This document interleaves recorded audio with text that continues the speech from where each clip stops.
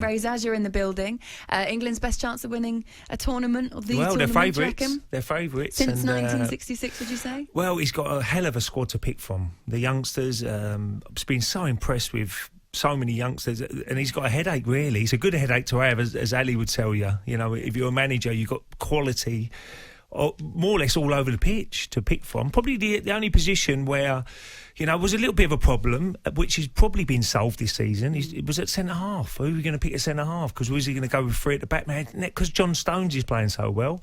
He's a shoe-in now to be in the team. Who plays alongside John Stones is the big question. That is my question to you. Well, I would go Harry Maguire. I think he's done nothing wrong. I know over the last few weeks, Manchester United haven't scored enough goals against the top six. But if you look at it, it's been a lot of 0-0 draws. Yeah. So they defended well against the top six, which Harry Maguire being massively involved in that. He's not missed any football. You know, he's not a guy that is rested week in, week out, or rotated. He plays every single Manchester United game. And for me, look, there's a lot of opinions out there who people might not disagree or agree with me, but I will go Harry Maguire.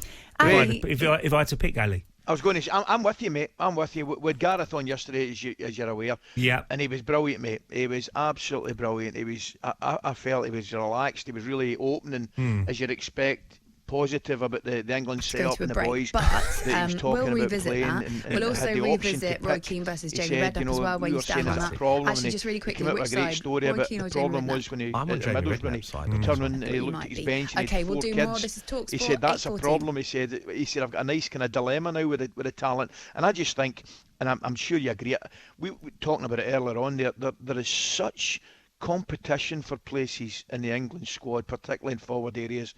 I mean, it's amazing, really. But defensively will be key. I think England's strength is more in forward areas than defensively. Yes, definitely. So it's arguably that you've got to get it right 100% in a defensive setup for Gareth. And I'm with you, mate. I think at this moment in time, you're probably looking at Maguire and Stones, maybe. You know. I think the fullbacks, Ali, is going to be interesting because, you know, we all know Trent Alexander-Arnold. He played a lot better against Sheffield United, but he's had an indifferent season. He hasn't.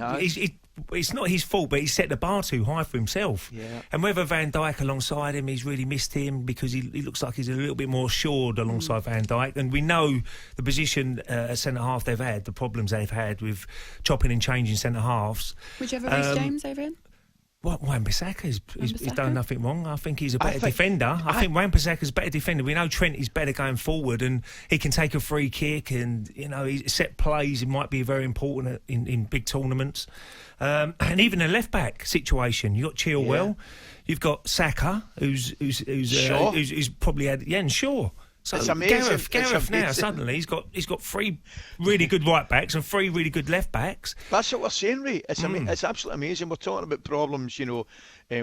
What number 10 is he going to pick? Is he going to pick Grealish, Mount, you know, Foden?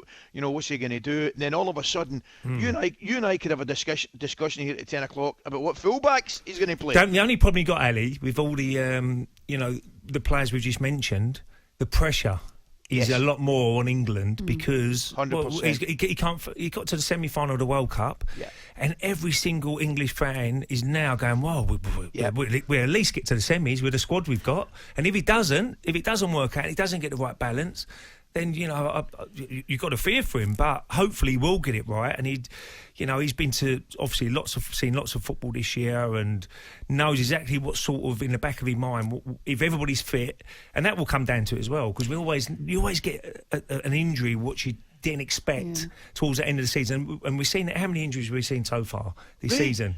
Ray, you're absolutely spot on, mate, because the fact of the matter is, I think going into this tournament, whether Gareth and England players like it or not, there's an expectation level that hasn't been there for a long, long time because of the success at the World Cup in Russia and because of the talent in the team. But listen, mate, you know better than I.